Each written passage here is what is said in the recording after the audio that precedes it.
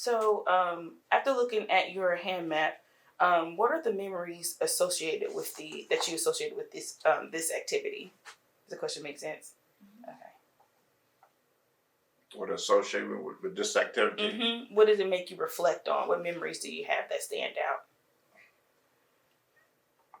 The memories for me is that I had everything I needed, even though the world around me looked scary, felt scary. Okay. What about you, Mr. Larry? For me,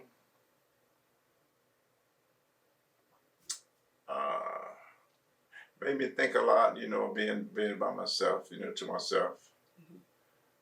Staying away from others.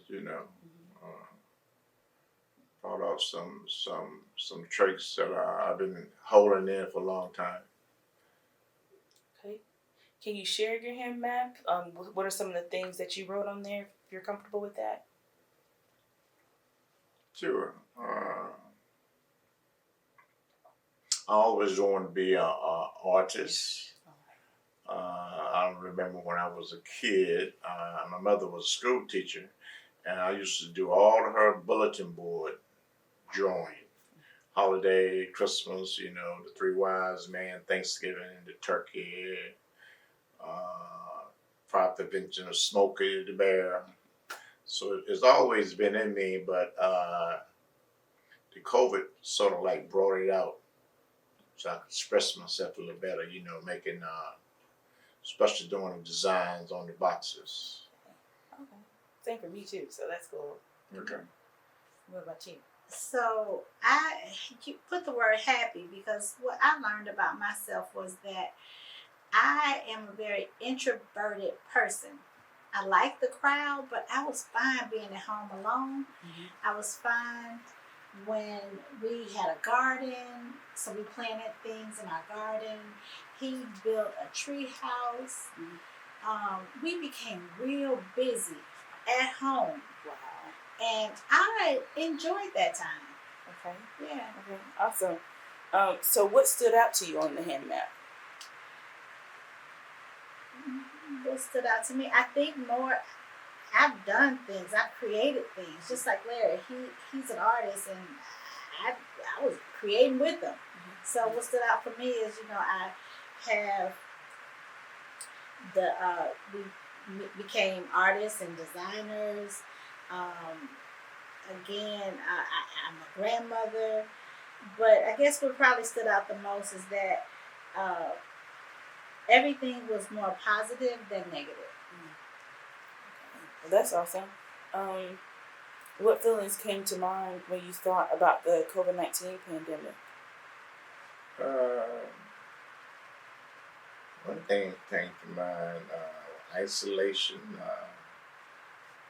Death came to mind when it first came out. I have a young nephew, and I thought he was out of here. I mean, he had COVID so bad. So it put a little fear in me, a lot of fear, so it made me want to stay home, isolate myself, So you said he got really sick from COVID? Okay. Real sick. I mean, blood clot, pneumonia. I thought he was gone. Oh wow. Yeah. And I know we asked you this earlier, but what is the one thing you think that you gained from the pandemic? Well, one thing I learned, I gained, I don't have to be around a crowd to enjoy myself. Same. Okay. Yes, okay. Definitely the same. I resonate with that so much too. Like the appreciation, and what ties me to y'all is really how much I am so proud to say, like, I'm good with my family. Right, those are my right. best friends too. So Yeah. that's why I really connect with y'all. Speaking of that, so who is surrounding y'all? What did y'all put as y'all's support system?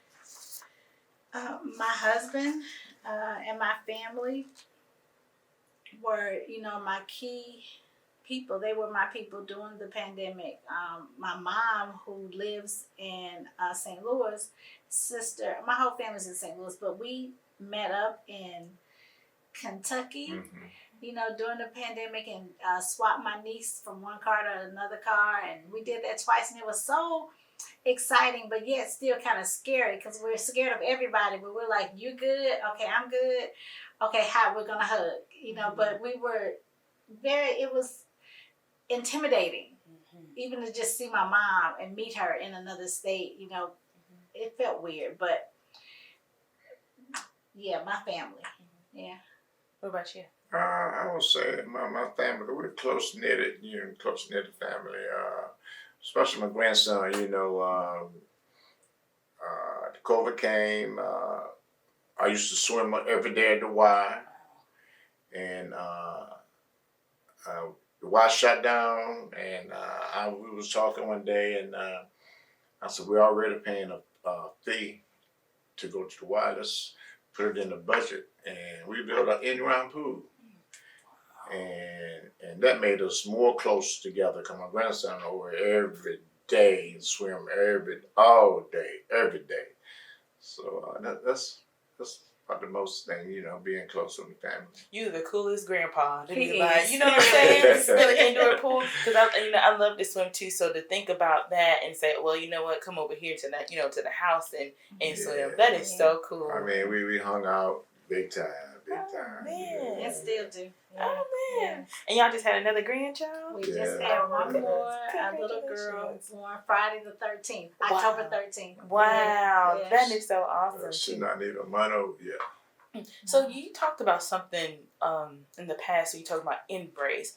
Did COVID-19 kind of make it more meaningful to like embrace, if that makes sense? To like, do you find that you value embracing each other more after the pandemic? Oh yeah, for sure. Yeah. Okay. Okay. So where is home for you right now? Were you born in Charlotte? I was born in Detroit, Michigan, raised in St. Louis. Okay. I was born in Tarboro, North Carolina. Okay. Then I went into service and I moved to Virginia. Oh, you're in service. Thank you for your service. Thank We got you. to tell me that. Yeah. I was in the service too, but when I tell people that, they're like, "You were in the military?" Yeah. It's that one. Thank you for your service. You're welcome. You know what I'm saying? Is that how y'all met? How did y'all meet? Okay, how did y'all meet? No. We were both living in Virginia. My first husband had passed away, and Larry was one of my first suitors. Yeah, and then my daughter says her dad sent him to us, and I let him hang around, and the rest is history. Oh my God. Yeah. That's so. My dad said, "Dude, that's so sweet. Thank That's you. so awesome." So how long have you all been in Charlotte? What brought y'all here? We've been here over 10 years. Okay. Well, I retired from the post office, and she always was trying to get out of Virginia when her first husband died, and I wasn't going to St. Louis. And I wasn't going to Tarboro. So we had a daughter, went to Livingstone, and we used to come visit her. And then she moved to Charlotte, and we just fell in love with Charlotte, CIAA. Yeah, CIAA. We used to come down here for that. And the funny thing about it, she said, "Well, we can move to Charlotte." I said, "Okay, let's put the house on the market." Girl, the house sold in less than a week. We had an offer. We had bunches of offers in And I 24 hours. tell you, we were homeless. we were staying in hotels, with relatives, because we hadn't did our research. We came down here. We didn't have a place to live. And we came down one day, we looked at 13 houses. I said, "Nah, this ain't gonna work. We got to slow down, But you buying a house is not like buying a pair of shoes. So we came down, we rented in Pineville. And I didn't know at the time when she was looking at a house online. And it was a contract on it. And then she said one day, "Larry, the house on Swallowtail is open again." So it's history. We got it. Okay, awesome. Yeah. The CIAA too. I went to Winston too, so I often played at the CIAA too. Okay. What was your sport? Band. Oh, marching really? band. Okay, Yes, that's yes. So the fun. basketball game too, we was getting down. So in the stands, So, yeah. so what instrument you play? Saxophone, alto sax. Oh, girl. Right. Can Just you blow, like that. can you blow that? Yeah. I haven't played in about like 4 years since I started working Okay. more and getting into my career, but I've been missing it a lot lately. Yeah, you should go back and join the alumni band Absolutely. sometimes. Too. I was listening to them on the way here trying to get pumped up for the interview, Yeah. so that's Oh, so that's funny. cool. Yeah, so that's my heart That too. reminds me, I started taking piano lessons about 4 years ago. Okay. Yeah, I'm on the piano 2 hours a day. Are you serious? Yeah, so during the pandemic, he was playing that piano. Yeah. It was not good. Yeah. But he's very good now. Are you serious? I'm on about 2 hours a day. Oh, you an artist too. He is. So yeah, see, y'all are so cool. Thank you. So speaking of which, so what do you remember of the early days? When you what did you do during the lockdown? Which you alluded to the piano. Well, my daughter moved in with us, or sheltered in place with us, and she's an herbalist. She has a herbal store on Moorhead, Moosamoon, and business for her increased dramatically, and people wanted her to open her shop. So our house became For sure. her shop. And so she was blending and creating, and so people were coming to our house and picking up their products from the shop, and we would leave them on the porch because we're scared of everybody. It's like, come pick it up and just go. We're not going to see you. We'll just leave the product on the porch. And we did that for a while. I mean, it was busy. I know our neighbors was like, what in the world are they doing? Then we graduated to dropping them off to them, and we would say, okay, stay in your house. We'll put them on the porch and leave. Yeah. Until finally we were one of those essential businesses, and we opened. So I didn't go back to my job or pursue another job because I actually lost my job during the during pandemic, and I went to help her, and I'm still helping her. Yeah, but her business grew a lot during COVID. That's so awesome. So I want to kind of explore that a little bit. Why do you feel like it grew? Because people started wanting to do things natural remedies or natural healing. Like everybody was into sea moss. Like nobody knew about sea moss. Right. Then here comes COVID. Everybody wants sea moss and black seed oil and oil of oregano, and they want to drink all the teas and all the tinctures, elderberry. Yeah. So everybody, I think TikTok or whatever was going on was putting different herbs and remedies, natural remedies, and so everybody became very interesting. So when the store opened, literally lines around the building, waiting, because we would do 3 at a time, wear your mask, So yeah, I think just people wanted a natural way to heal or stay healthy. Can you state the business name again? Moosamoon. Moosamoon. My colleague, I don't know if I shared this with you too, but my colleague knew exactly what she when I think I told her about it. I don't know how it came up, but she loves it too. She loves it. Moosamoon is the premier herbal store in Charlotte. Okay. She's a mastered herbalist. Like, she studied this. She really knows. She's got this gift of healing. Okay. Yeah. Awesome. Mr. Larry, were you gonna say something? Yeah, and if we look at it realistic, the herbal store is like a pharmacy. People coming in because they're looking for a remedy. They're looking for may have a head cold, a feet aching, or stuff like Cancer or anything. Yeah. And it's right here at home too. Like most of the time when I think about this, you have to place like special orders too, but you're looking for people that actually know what they're doing, how to combine, those orders. So that's awesome too. Yeah. Now I know during COVID-19 there also was a push to support Black businesses. How do you think that impacted both of y'all's business, from you and your daughters too? And has that improved? Is that still maintained, or do you feel like it's wavered? I think it's maintained. Okay. It's very beautiful. I mean, we had to depend on each other, so to speak. And then the small businesses, Black and white, I think have done very well. The big box stores, you couldn't get to them. So it forced content creators to, do things on social media. At 55, I could do a lot of things, So, but she's taught me a lot. But no, people have been very generous to support Moosamoon and to support our business. we get invites to come to places. Some we gotta pay, some we don't. But I mean, it's always profitable when we're out, and the support from the Black community has been really, really special. Absolutely special too. Mm-hmm. When you say special, can you describe that a little bit more? Well, we're artists. We create things, so it feels. It's so loving when somebody appreciates something that you've created. Yeah. I can't hardly explain it. Special is just the best word to come to mind because I can't believe that I do the things that I do. It feels special because of how it's received. Okay. Awesome. Did you want to add to that? Yeah, because it's fun and it's exciting, and you get a big kick out of, like, one of her friends, her friend wanted a breast cancer box. And we talk about it, we talked about it, I was just thinking, breast cancer box, how are we going to do this, So she picked the box out, and we picked the color, and we started brainstorming and came up with a beautiful box. And a little girl won. She gave the box away to an event, and a little girl got the box. She's a cancer survivor. Yeah. Yeah, you get goosebumps, stuff where, say, hey, I did that, we did that, Mm-hmm. And so we talked a little bit how, the question is, how did your routine change? You said you didn't go back to work. How important or significant did it become to, like, honor yourself, like what makes you happy and pursuing your dreams? Yeah. For me, it was, it was a lifestyle change because I travel a lot.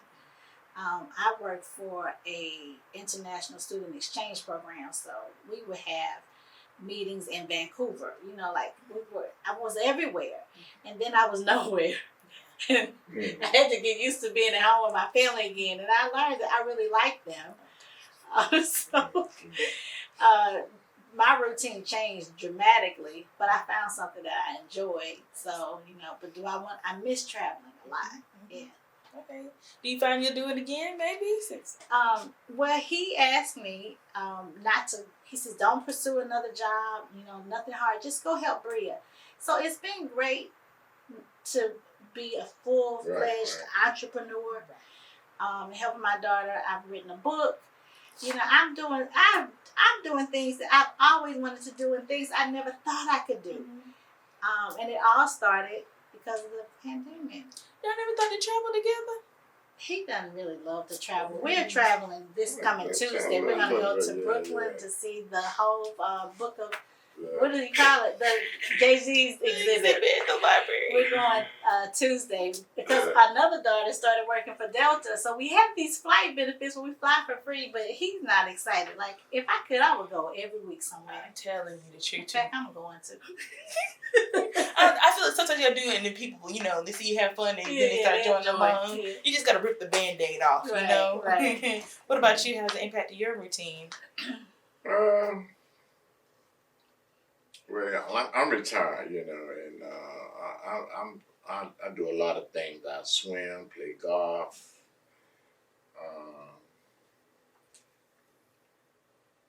I'm just all over the place. But you started. He he couldn't go to the golf range. Mm-hmm. He built a putting green and a hitting mat in the backyard. It's beautiful. He said, "I'm gonna travel at home." Yeah, so he still can do the things that he loved to do. He just did them at home. He swam at home. He practices golf at home. Mm-hmm. Yeah, but he does whatever. He's like you said, he was retired before the pandemic, doing nothing but everything. But I think stuff like that is so important too, because a lot of us, pandemic or not, make so many excuses as to why we can't do things, right. Or it's not convenient. Yeah. But it sounds like with you all too, y'all like make it happen. If it's a barrier, you go around it or break it down. Yeah, so right. awesome too. So what encourages you to do that? Is it your family? Is it just like something personal? What encourages you all to do that or to be that way? Well, we like to get out, and she like to get out more than I do, But we were real active at the Y, I mean, we were active. We used to go to the library, to the jazz. They used to do a jazz set every now and then, free. We go to the jazz room, stuff like that, and I guess we're just active people. yeah, just active people, Okay. Yeah. Okay, cool. How did it feel when the Y basically shut down? I know you said you built the swimming pool and the golf course too, but I know that there's probably people that you all connected with there. How did that feel?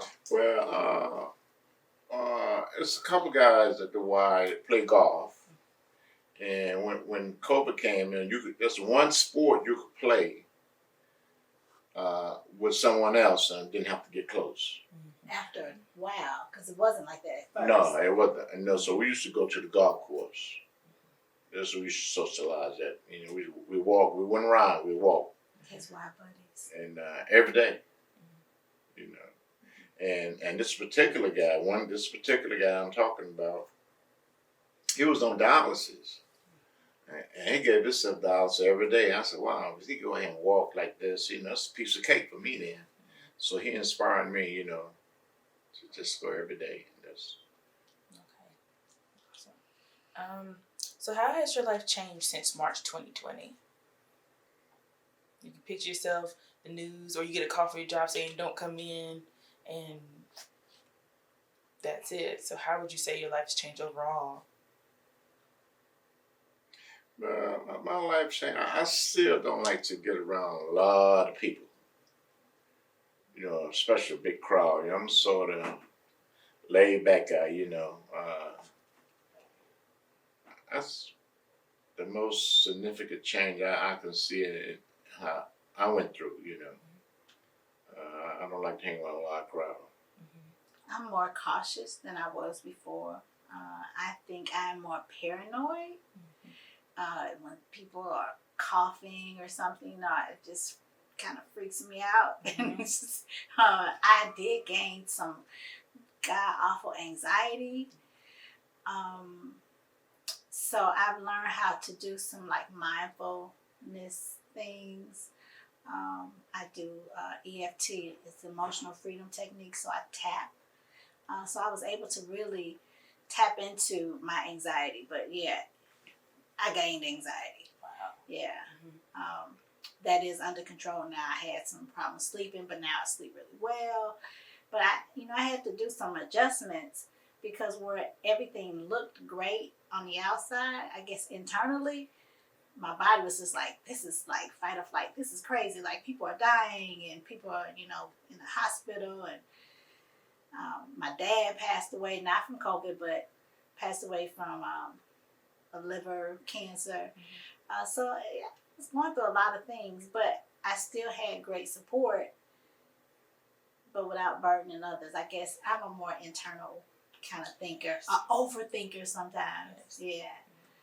But I'm more cautious now of everything around me. Just the world's different now. Yeah. Thank you for sharing that too, and I mean that wholeheartedly because I think even though I was a person that battled that like all my life, I think what it did was cause me to slow down, but then also get more involved in outside things that make sense to kind of keep my mind focused. Yeah. But the sleeplessness, was very, very hard. And then one of my colleagues did tell me about the tapping thing. I hadn't known about that. I love that. Yeah. So, I had to say, I'm sorry, I had so many questions. Okay. So can I ask, how did you support her in that too? Like what role did Mr. Larry or your family play in supporting that? Well, I support her everything she did 100%, so I just give her some positive thoughts, hey, let me know I'm not dying. You are breathing.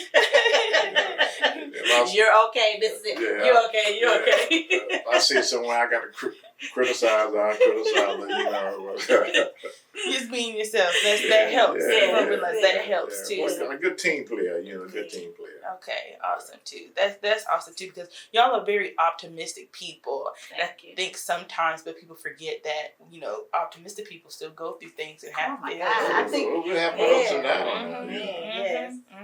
So More than people think. Yeah. Okay. So thank y'all for that. Thank you for sharing. So what what does the future look like for you all? I think the future look bright. You know, we're doing things, you know, people still come in, our designers still want to use our purses in their fashion shows. We just did a fashion show at Johnson C. Smith University. My daughter, she was Livingstone, went to Livingstone. She does a fashion show every homecoming. But her connection moved to Johnson C. Smith. So she did one over there. That's awesome. Yeah. That's so cool. Yeah. So, sorry, I'm drawing my brain. Oh, you was talking about your purses. Can you please tell us about your purse, your business? I want to share that. So we became purse designers during COVID because of cigar boxes that were left at our house when my daughter was sheltering in place with us. And these purses have changed our lives. It's taken us places we never thought we would go, but we transformed them. Some we keep in their original form, but most of them we like to transform them and make them our own. Make them a smoking repeat. That's what we call them.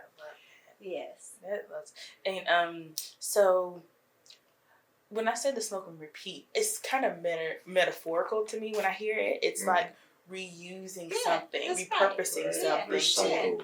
Oh my gosh. Yeah, upcycle, repurpose. Can you go into that more? About when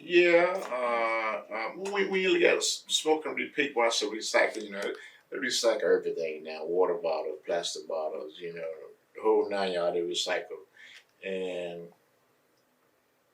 the amazing thing about it, we reach so many different people. We've been on New York Fashion Week in New York twice. South Carolina Fashion Week. Yeah. Can you share a little bit more opportunities? I know you said you have one coming up. What we got coming up? The guy from South Carolina. Oh, he did a photo shoot for a magazine, and he's using our purses with his designs. We're gonna be in do vending events, but we do a lot of different things. Yeah. Okay, cool. Now, is there any more stories or experiences that you want to share about this regarding COVID-19? I have a really funny story. Go ahead. So, when my daughter was delivering her herbal goods, I would drive and she would get out, and because she would say, "Mom, if they come out to the door, I'm running to the car and just take off." So I'm already, I'm on ready, set, go. So she gets out, she goes to drop the bag off on the porch, and I'm really silly. Like, I can be very serious, but I'm really funny. I looked at her and I said, "Oh my God!" And she started running, and she just almost like pee-peed on herself. She just was like, "What is it?" I said, "I'm just kidding." She gonna get you. We were laughing so hard I could not even drive. I tell you, I was like, when they say weak, I lost breath. I couldn't breathe. She's crying because I was scared so bad. But the world was so crazy. Yeah. That it was so easy to scare her. I was like, "You're a good mark." Yeah. So when I said we made the best out of it, we made the best out of it. Yeah. I love that too, because when I think about it, I think some people forget how scary it was. Like, we were spraying boxes, people was putting diapers over their face too. So and yet somehow y'all kept going. Like, we y'all had picked to. up. Yeah. But the world, everybody was zombies to us. People had conspiracy theories too. Oh, we want to be, walking dead. So. And then on top of that, people was dying. Yeah, that was that was the scary part. That was scary. You didn't know if you got sick, am I gonna die? Yeah. Could it affect the people beside you too? Yeah. That's it. That's relatives getting sick, man, it was a scary time. I would love some advice from you all, or even to people that might be watching this. What advice would you give people when it comes to like just overcoming, getting through hard times, learning how to lean on people that, recognizing your support system? I think a lot of people don't recognize their support system sometimes, even if they don't have one. What advice would you give to them? You use your resources, and when time get real tight, No, you can tell who's on your side. What about yourself? I think that just trying to find a positive, and even the hardest of times, I mean, you have to like do some check-ins. Like, how do I feel? How can I help somebody else? Because sometimes when you help other people, you feel better. But I just always, I've gone through some very hard times, but I somehow managed to keep a smile on my face and find something positive. So that's my advice. There's a positive in everything. Okay. Yeah. Okay, awesome. And is there anything else that y'all want to share as far as videos, pictures, videos that y'all have from, I said videos, artifacts that y'all have from COVID-19, from the pandemic or anything? What do you mean? Just anything that's, I know, like, for example, you brought your purse today. Uh-huh. So is there anything that you wanted to basically have us archive? Yeah, well, I got some pictures of my putting green I built. Oh, that's fun. Got a picture of the pool. Yeah. I got a picture of Moose in the yard helping me. Absolutely. If you Well, can't, and the tree house. You Yeah. built a whole tree house during the Yeah. pandemic. A 7-foot tall 7-foot tree house. Had to tear it down because we put the pool in. Yeah. oh man, I gotta see pictures. I do. You can text or email I it to me. will. From the garden. Yeah. Yeah. Oh my gosh. We were busy. We were trying to find some happiness. Yeah. Yeah. And we did. And some joy. Mhm. Yeah. We did. We found a lot of happiness, Okay. Awesome. Thank you so much. Well, that's all the questions that I had today. Okay. Okay. So, Okay. and if y'all want to share anything before I turn the camera off, or Oh, you were recording? I was. Oh. You didn't know I was recording? I didn't know. I thought I'm we sorry. were just talking to this thing. Oh, I'm sorry. Yeah, I'm recording. I don't know. I don't have anything else. Just keep driving. Okay. You All know, right. look forward. Don't look back. Because you're not going that way. That's it. Yeah, you gotta look forward. That's it. Okay. Thank you. Thank you. So these are just some opener questions that I have for you all. Where is home for you right now? What do you consider home? Charlotte. Okay. And for you?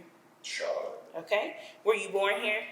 No, I was born in Detroit, Michigan. Okay. I'm born in Tarboro, North Carolina. Okay. How long have you been in the Charlotte area? About 12 years. Okay. For you too? 12 years? Yes, same. Okay. Describe your experience during the last 2 years and more of the COVID-19 pandemic. Our experience in the last 2 years has just been being in the space of creativity. Yeah. Awesome. And for you? Probably about the same, Piano. Yeah, piano, had a pool put in the backyard. But I used to swim every day in the wild. And COVID came and I just shut down. When they didn't go out, so we put an in-ground pool in, put a putting green in the backyard, golf hitting mat. So I spent a lot of time out there. And then we started creating the cigar purses, Yeah. cigar box purses. Okay, awesome. So I know you said it was a time of creativity. Were you all creative before, or was it something about being at home that just inspired you all to just create? We are creative people, Yeah. naturally. Yes, we do a lot of stuff. We're all over the place. We do shoe drive. We've always been entrepreneurs since we've been together. Yeah. Okay. So yes, he was mentioning the shoe drive. We had a shoe drive fundraising business that we helped. We raised thousands and thousands of dollars for schools, churches, organizations. He's built a tree house with my grandson. He can build and paint and draw and sing, and he's very talented. So I just kind of pulled from that. Okay. Yeah, and then the COVID came, we shut down, and just outside the box, we thought about what she could tell you about, because she and my daughter bought a lot of cigar boxes. She was gonna put in her shop. She got a herbal tea shop on Moorhead, but it never did happen. So we had maybe 100 boxes in the garage, and I was put a trash. We put them on the trash and thought about it. She said, "Oh, wait a minute, let me see what we can do with it." And went online and we came up with the idea. Make a purse out of shoe boxes. Okay, that's awesome. So what do you remember? What do you remember of the early days? And well, you pretty much answered this question, what you did during lockdown. So, but what do you remember of the early days during the pandemic? Was it scary getting August, especially because we didn't know how COVID was spreading. Right. So how was that? It was very scary for us. Like you said, we just stopped everything. And then I'm going to say it was scary, but it was relaxing for me because I like to be at home. I'm a homebody, and so being at home was like, thank you, good. Not having traffic if I needed to run to the store or something, that I love that. But my daughter and my grandson sheltered in place with us. So, we had more things going on in the house. My daughter is the herbalist. People come to her to get well, so they would come into our door.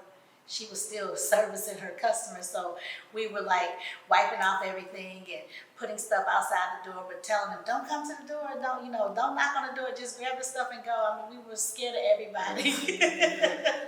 But we're still trying to operate, as best as we could. But no, and he, for sure, he wasn't trying to go anywhere. Yeah. Now, what happened? What scared me was I have a nephew, and he was 40s, early 40s, and he caught the COVID.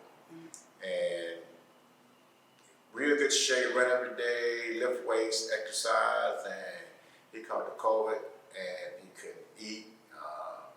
Got pneumonia. He was on oxygen. I thought he was going to die, and that put fear in me. Yeah, he lost a lot of weight. Yeah, he did. So I just shut down from everything. I can understand that. Yeah. So the creativity part, kind of like when you shut down from everything, a big talk about COVID-19 has been mental health. So creativity, did that help with you all's mental health, and if so, how so? So I always say that this has been a very cathartic project for us because it took our minds off of just everyday monotony of the whole lockdown and catching the COVID. It made us just be in a happy place because we were dealing with lots of boxes with different colors, and we were ordering handles, and they were bright silver, gold, and so that made us feel really good. And then we tapped into my Instagram friends, and they were loving it, so it made us produce more and more. They're like, how can I get that? Let me get one. I'm like, okay, I think I need a business license. So yeah, it was very cathartic, and then it produced the income that I didn't even see coming. Yeah. So what's the name of your all's purse business? Smoking Repeats and Luxury Add-ons. And you do not have on a Smoke and Repeat t-shirt. I have got to keep him straight. There's a gap in age between the two of us, and if I don't keep him straight, he doesn't do the right thing. You're gonna have to edit that. That is absolutely fine. That's hilarious. I would have did the same thing though. So though, what are you doing? I was like, oh, that's a unique logo. That is so funny. Okay, now that's great. Thank you for that. Go back. It's Smoking Repeats and Luxury Add-ons. Okay, well, let's repeat it one more time so I can make sure now, and I'll edit it for you. Go ahead. Smoking Repeats and Luxury Add-ons, okay. AKA Smoking Repeats. Yeah. Awesome. And what inspired the name? Well, you're always trying to think of something catchy when you start a business. And there's cigar boxes that are trashed to some. So we thought, okay, it's a repeat of, something. So, and you smoke cigars, so Smoking Repeats. Hey, that's awesome. Like recycle. That's crazy too, because I know when you said that, it clicked for me. So you were recycling too. That makes so much sense too. So that's really cool. So how do you? I know you're talking about a little bit like of inventory. Did you have to were some of you a part of like different like maybe smoking clubs or groups? I don't know how to say it. Or how did you collect the boxes? People just gave them to you. You just found them in the. Well, he's a smoker, and so he would go to cigar bars before, or cigar lounges, so he knew that they had them. But we originally got all these boxes, as he said earlier, from my daughter, who purchased like 100 boxes from Burlington, North Carolina.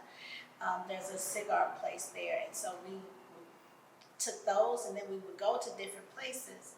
We buy some, but most people, they're just giving it to us because they're going to throw them away anyway. Okay, cool. And we go to different cities and state, and we always will go to a cigar shop and look around and maybe purchase 2 or 3 boxes. Okay. Something different than this area might have. Okay. Let me see. Has the pandemic changed your normal routines? Yeah. I found that I really enjoy going to church on Facebook. Don't judge me, but what I realized is that the church is just a building. It's what you do outside for people that kind of incorporate the meaning of church, if you would, it's community. And it really hit me that, wow, I don't have to be in this building, but I can be with a community of people on Facebook. I can send money to the church, and I don't ever have to walk in the building. So that definitely changed for me. And for me, it did, like, for instance, take the piano lesson, I did it virtual. Now I sort of like that. I wouldn't have to leave the house. Then going out, I had a couple of buddies, we would play golf together, and it was something different because you're on outside and you certain feet apart, He always did. Yeah. Okay. So you talked about this idea of community, which is really awesome. So how did you find community? I know you talked about a little bit on Facebook too. So your community, it evolved. How did the virtual part play into that? If that makes sense. Yeah, it does. Virtually, my community actually expanded because of the cigar boxes. I met lots of people who smoke cigars, and they were connecting with me. I've been on different podcasts and been interviewed by different people. I know so many people now, and because we've only known each other virtually, we share each other's products and we chat, offline just because now. And it's all because of these cigar boxes. Wow. And then we will have a certain night in the week, we would call Follow the Taylors. Oh, that's right. I forgot about that.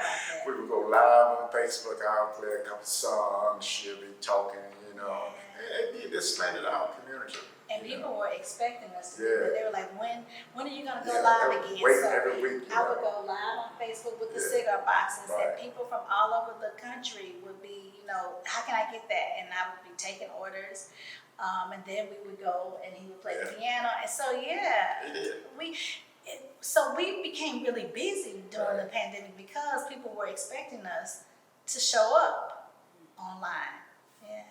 And we would have people from other countries looking at it. Like my daughter, she's an airline steward international. She might be in Ireland watching it, Or our exchange son in Thailand. Thailand. It did. Yeah, that COVID changed everything. I don't like to go in a crowd now. Mm-hmm. Oh. It's okay. So what was the process like transitioning over time as restrictions and recommendations have come and gone? So like suggestions like wearing your mask, not wearing your mask, social distancing. So the businesses have changed, rules have changed. How does that, you start to allude to that. How does that make y'all feel? It has. The code has changed, but when I go in a crowd, I'm wearing my mask. And if I'm outside, I don't really do it. Mm-hmm. Like we went to a concert and I didn't have a mask on.